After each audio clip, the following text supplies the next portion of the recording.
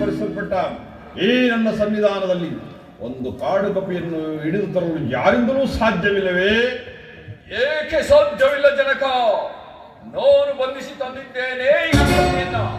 ಎಳೆದು ತನ್ನಿ. ಬಲೆ ಬಲೆ ಕುಮಾರ.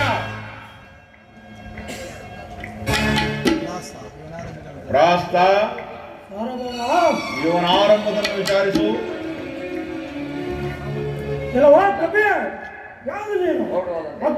ರಾಕ್ಷಸರನ್ನು ಕೊಲ್ಲಲು ಕಾರಣವೇನು? ನೀನೇನು ಸ್ವಾಮಿ ಕಾರ್ಯಕ್ಕಾಗಿ ಬಂದಿರೆಯೋ ಅಥವಾ ಸ್ವಕಾರ್ಯಕ್ಕಾಗಿ ಬಂದಿರೆಯೋ? ಈ ಸಂವಿಧಾನದಲ್ಲಿ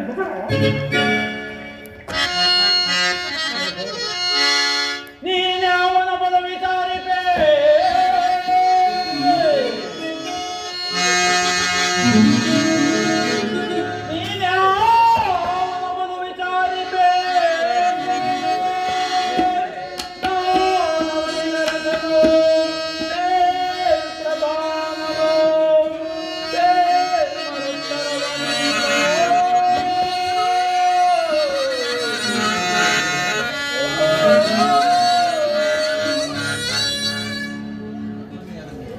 ಓಹೋ, ನನ್ನಲ್ಲೇ ಯಾರೆಂದು ಕೇಳುತ್ತಿರುವೆಯಾ? ಅದಾ ನೋಡು, ರಕ್ತ ಖಚಿತವಾದ ಸಿಂಹಾಸನದ ಮೇಲೆ ರಾರಾಜಿಸುತ್ತಿರುವ ದಶಕಂಠನ ಮುಖ್ಯಮಂತ್ರಿ ಪ್ರಾಸ್ತನ. ಓಹೋ, ಈಗ ಬ್ರಹ್ಮಾಸ್ತ್ರದ ಅವಧಿಯು ಮುಗಿಯಿತು. ಈ ನಾರೀಶ್ವರನು ಉನ್ನತವಾದ ಆಸ್ಥಾನದಲ್ಲಿ ನಿಂತು ರಾಮದೂತನಾದ ನನ್ನನ್ನು ವಿಚಾರಿಸುತ್ತಿರುವನು. ಈತನಿಗೆ ಕೆಳಗೆ ನಿಂತು ಹೇಳುವುದು ನನಗಲ್ಲದಿದ್ದರೂ ಈ ನನ್ನ ಲಾಂಗೋಲನಕ್ಕೆ ಅವಮಾನ. ಆದ್ದರಿಂದ ನಾನೇ ಉನ್ನತವಾದ ಆಸ್ಥಾನವನ್ನು ಮಾಡಿಕೊಂಡು ಅದರ ಮೇಲೆ ಕುಳಿತು ಈತನಿಗೆ ಉತ್ತರವನ್ನು ಕೊಡುವೆನು. ಜೈ ಜೈ.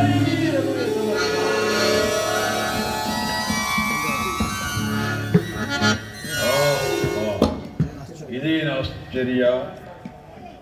ನಾನು ಕೈಲಾಸಕ್ಕೆ ಹೋಗಿದ್ದಾಗ ನಂದೀಶ್ವರನಿಗೆ ಅಪಮಾನ ಮಾಡಿದ ಅವನೇನಾದರೂ ಈ ರೂಪದಿಂದ ಬಂದು ಇಷ್ಟು ಅನರ್ಥಗಳಿಗೆಲ್ಲ ಕಾರಣವಾಗಿರುತ್ತದೆ. ಎಲೆ ವಾನರ, ನೀನು ಯಾರು? ಅಪ್ಪಣೆ ಇಲ್ಲದ ಲಂಕಾನಗರವನ್ನು ಪ್ರವೇಶಿಸಿ ಅಶೋಕವನ್ನು ಹಾಳು ಮಾಡಿ ಅಕ್ಷಯಾದಿ ಕುಮಾರನನ್ನು ಕೊಲ್ಲಲು ಕಾರಣವೇನು? ಸವಿಸ್ತಾರವಾಗಿ ತಿಳಿಸದಿದ್ದರೆ ನಿನ್ನ ಶಿರಚ್ಛೇದನಕ್ಕೆ ಮಾಡುವೆನು. ನಾನು ದೂತನಾಗಿ ಬಂದಿರುವೆನು. ನಿನ್ನನ್ನು ದೂತನಾಗಿ ಕಳಿಸುತ್ತಿರುವ ರಾಜಶ್ರೇಷ್ಠನಾರೋ? ಕಿಷ್ಕಂಧಾಧಿಪತಿ ಸುಗ್ರೀವರಾಜನನ್ನು ಕಡೆಗಣಿಸಬೇಡ. ಆತನು ನಿನಗೊಂದು ಸಂದೇಶವನ್ನು ಕಳಿಸಿರುವನು. ಏನು ಆ ಸಂದೇಶ? ಜಗನ್ಮಾತೆಯಾದ ಸೀತಾದೇವಿಯನ್ನು ಶ್ರೀರಾಮಚಂದ್ರನಿಗೆ ಒಪ್ಪಿಸಿ ಸುಖವಾಗಿ ಬಾಳೆಂಬುದೇ ಆ ಸಂದೇಶ. ಎಂದಿಗೂ ಸಾಧ್ಯವಿಲ್ಲ. ಓಂ ನಮೋ ನಾರಾಯಣ ಎಂಬ ಅಷ್ಟಾಕ್ಷರಿ ಮಂತ್ರದಲ್ಲಿ ಪ್ರಕಾರವನ್ನು, ನಮಃ ಶಿವಾಯ ಎಂಬ ಪಂಚಾಕ್ಷರಿ ಮಂತ್ರದಲ್ಲಿ ಮಕಾರವನ್ನು ಸೇರಿಸಿದರೆ ಏನಾಗುವುದೋ?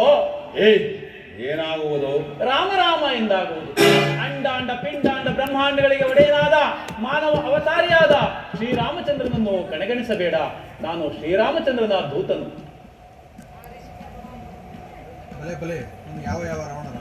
ಭಲೆ ಭಲೆ. ಏಯ್, ನೀನು ಯಾವ ಯಾವ ರಾವಣರ ಚರಿತ್ರೆಯನ್ನು ಕೇಳಿರುವೆಯೋ ತಿಳಿಸು. ಕೇಳನ್ನು ಕೇಳ.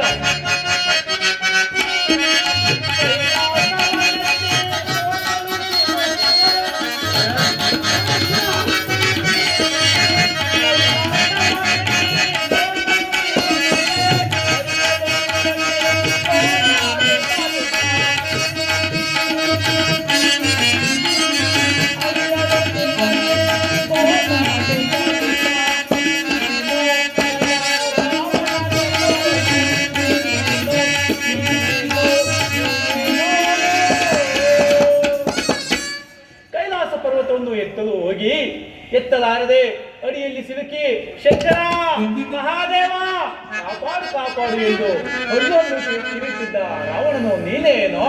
ಏಯ್ ಮರ್ಕಟ, ಆ ಕೈಲಾಸ ಪರ್ವತವನ್ನು ಅತಿ ಸಾಹಸ ಸಂಭ್ರಮದಿಂದ ಎತ್ತಿ ಚೆಂಡಾಡಿದ ರಾವಣನು ನಾನೇ. ಓಹೋ, ಸಾಹಸದಿಂದ ಮುಂದೆ ಬಗಳು. ಹೇಳುವೆನು ಕೇಳ.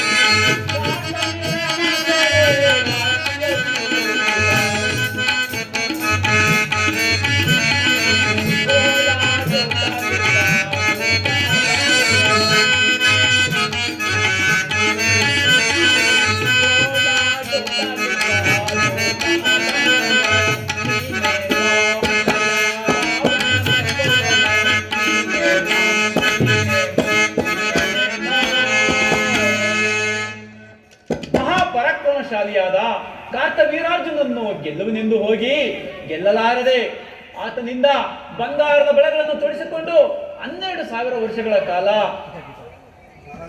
ಕಾರಾಗೃಹದಲ್ಲಿ ಕೊಳೆಯುತ್ತಿದ್ದ ರಾವಣನು ನೀನೇ ಏನೋ? ಏಯ್ ಮರ್ಕಟ, ಶತ್ರುಗಳ ಬಲಾಬಲಗಳನ್ನು ಅರಿಯಲು ಆ ನನ್ನ ಪ್ರಾಣಮಿತ್ರರಾದ ಕಾರ್ತಿವೀರಾರ್ಜುನನ ಅರಮನೆಯಲ್ಲಿದ್ದನೇ ವಿನಃ ನೀ ಹೇಳಿದಂತೆ ಸೆರೆಮನೆಯಲ್ಲ. ಏಯ್ ಮುಂದೆ ಮಗಳ. ಹೇಳುವೆನು ಕೇಳ.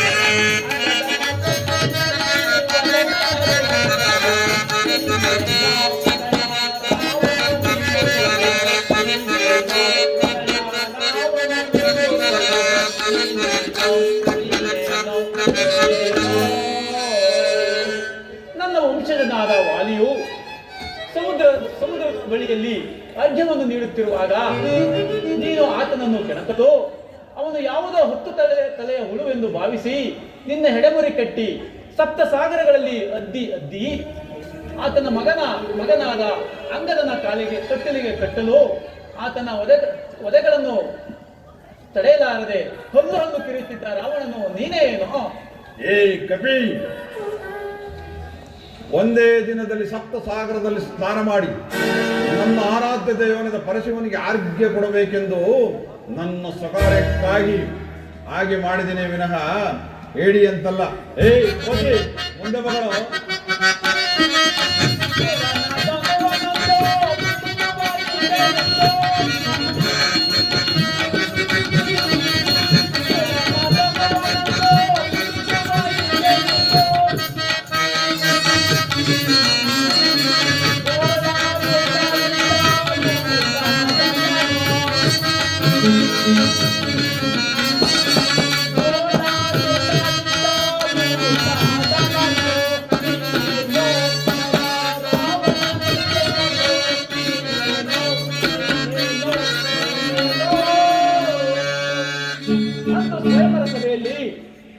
ಧನಸ್ಸನ್ನು ಎತ್ತುತ್ತೇನೆಂದು ಹೋಗಿ ಎತ್ತಲಾರದೆ ಅಡಿಯಲ್ಲಿ ಸಿಲುಕಿ ಶಂಕರ ಮಹಾದೇವ ಕಾಪಾಡು ಕಾಪಾಡು ಎಂದು ಹಲ್ಲು ಹಲ್ಲು ತಿರುಗುತ್ತಿದ್ದ ರಾವಣನು ನೀನೇ ಏನೋ? ಮರ್ಕಟ, ಶಿವಧನಸ್ಸು ಯಾರದ್ದು? ನನ್ನ ಆರಾಧ್ಯ ದೈವನದ್ದು. ಆ ಧನಸ್ಸನ್ನು ಮುರಿದರೆ ಆ ಶಿವನಿಗೆ ನೋವು ಉಂಟಾಗುವುದೆಂದು ನನ್ನ ಎದೆ ಮೇಲೆ ಹಾಕೊಂಡು ಶಿವಶಬ್ದ ಮಾಡುತ್ತಿದ್ದೇನೆ ವಿನಃ ಹೇಳಿ ಅಂತಲ್ಲ. ಮುಂದೆ ಮಗಳು ಕವಿ.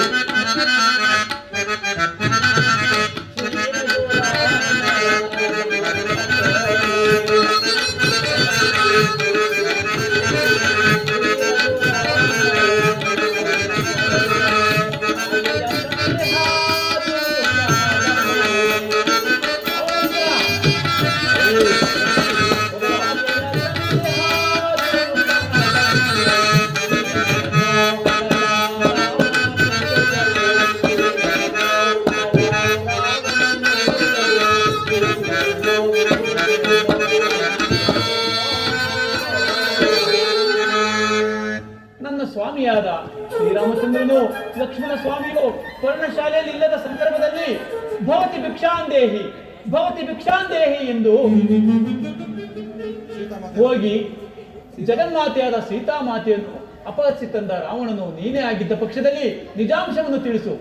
ನಿನ್ನೊಡನೆ ಕೆಲವು ಮಾತುಗಳನ್ನು ಹೇಳಬೇಕು. ಮರ್ಕಟವೇ, ಆ ಬಡರಾಮನ ಹೆಂಡತಿಯನ್ನು ಅತಿ ಸಾಹಸ ಸಂಭ್ರಮದಿಂದ ಹೊತ್ತು ತಂದ ಪ್ರಚಂಡ ರಾವಣನು ಮಗಳು. ನೀನು ಸೀತಾಮಾತೆಯನ್ನು ಕದ್ದು ತಂದಿದ್ದು ಹೇಗಿದೆ ಎಂದರೆ ನಿನ್ನ ವಂಶವನ್ನೇ ಸುಡುವ ಕೆಂಡವನ್ನು ನಿನ್ನ ಸೆರಗಿನಲ್ಲಿ ಕಟ್ಟಿಕೊಂಡಂತೆ. ಈಗಲೂ ಕಾಲ ಮಿಂಚಿಲ್ಲ. ಜಗನ್ಮಾತೆಯಾದ ಸೀತಾಮಾತೆಯನ್ನು ಶ್ರೀರಾಮಚಂದ್ರನಿಗೆ ಒಪ್ಪಿಸಿ ಸುಖವಾಗಿ ಬಾಳು. ಅದೆಂದೆಂದಿಗೂ ಸಾಧ್ಯವಿಲ್ಲ. ಮಾನವ ಅವತಾರಿಯಾದ ಶ್ರೀರಾಮಚಂದ್ರನಿಗೆ ಶರಣಾಗತನಾಗುವುದು ನಿನಗೆ ನಾಚಿಕೆಯಾದರೆ ಒಂದು ಕೆಲಸ ಮಾಡು. ಮಾತೆಯವರಿಗೆ ಮಂಗಳ ಸ್ನಾನ ಮಾಡಿ ಆ ಪಾರ್ಶ್ವದಲ್ಲಿ ನಿಲ್ಲಿಸಿ, ನನ್ನದು ಸರ್ವದಾ ಅಪರಾಧವಾಯಿತೆಂದು ನನ್ನ ಕಾಲಿಗಾದರೂ ಬಿದ್ದು ಬಿಡು, ನಾನೇ ನಿನ್ನನ್ನು ಕ್ಷಮಿಸಿ ಬಿಡುತ್ತೇನೆ. ಇವನ ಹರಡೆಗಳು ಮಿತಿ ಮೀರಿತ್ತು. ಇವನನ್ನು ಶಿರಚ್ಛೇದನ ಮಾಡು.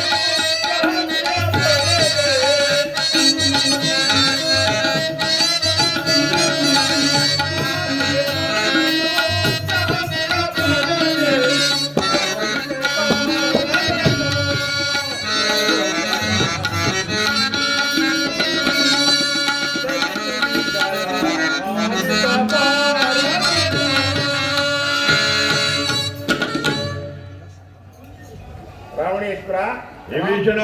ರಾಮಚಂದ್ರನೆಂದರೆ ಶ್ರೀರಾಮಚಂದ್ರನು ಸಾಮಾನ್ಯನಲ್ಲ. ಓ ದೂತವದೆಯು ಮಹಾಪಾಪ.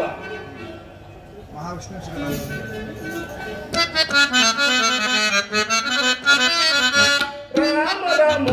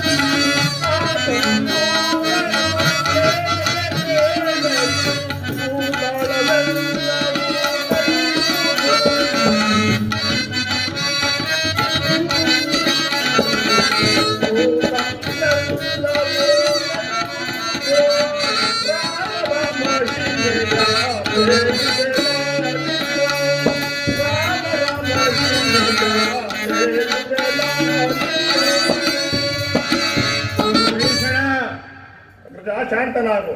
ದೂತವದೆಯು ಮಹಾಪಾಪಕರ. ಆದ್ದರಿಂದ ಶ್ರೀರಾಮನೆಂದರೆ ಸಾಮಾನ್ಯನಲ್ಲ. ಮಹಾವಿಷ್ಣುವೇ ಶ್ರೀರಾಮಚಂದ್ರನು.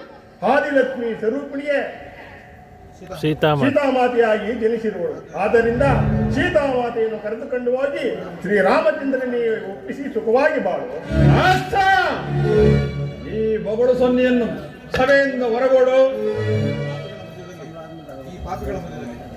ಈ ಪಾಪಿಗಳ ಮಧ್ಯದಲ್ಲಿ ಇರುವ ಬದಲು ಶ್ರೀರಾಮನಲ್ಲಿಗೆ ಹೋಗಿ ಶರಣಾಗತನಾಗುವುದೇ ಎಲ್ಲಿಯಾದರೂ ನಾಶವಾಗಿ ಹೋಗು. ರಾಸ್ತ ಈ ಕಪಿಗೆ ಯಾವ ಶಿಕ್ಷೆಯನ್ನು ವಿಧಿಸಬೇಕು? ಸಾರ್ವಭೌಮ, ಕಪಿಗಳಿಗೆ ಬಾಲವೇ ಪ್ರಧಾನವಾದದ್ದು. ಬಾಲಕ್ಕೆ ಬಟ್ಟೆಯನ್ನು ಸೊತ್ತಿ ತೈಲದಿಂದ ಒತ್ತಿ ಬೆಂಕಿಯನ್ನು ಹೊತ್ತಿ ನಗರದಿಂದ ಆಚೆ ನೋಡಬೇಕು. ಆಗ ಕಲಿಯಲಿ ನರದಮರು ಬುದ್ಧಿ. ಭಲೆ ಭಲೆ, ಹಾಗೆ ಮಾಡಿ ಈತನಿಗಾದ ಶಿಕ್ಷೆಯನ್ನು ತಿಳಿದು ಈತನ ಒಡೆಯನು ಹಂಗೆ ಹಿಂದಿರುಗುವನು. ಜಾಗೃತಿಯಾಗಿ ಆ ಕೆಲಸವನ್ನು ಮಾಡು. ರಾಮೇಶ್ವರ, ಒಂದು ನಿಶಾ ರಾತ್ರಿಯಲ್ಲಿ ಪುರಪ್ರವೇಶ ಮಾಡಿದ್ದೇನೆ. ಇಂದು ನಿನ್ನ ಸೇವಕರು ಇಡುವ ಬೆಂಕಿಯಿಂದಲೇ ಚೆನ್ನಾಗಿ ಮನಗೊಂಡು ಹೋಗುವೆನು.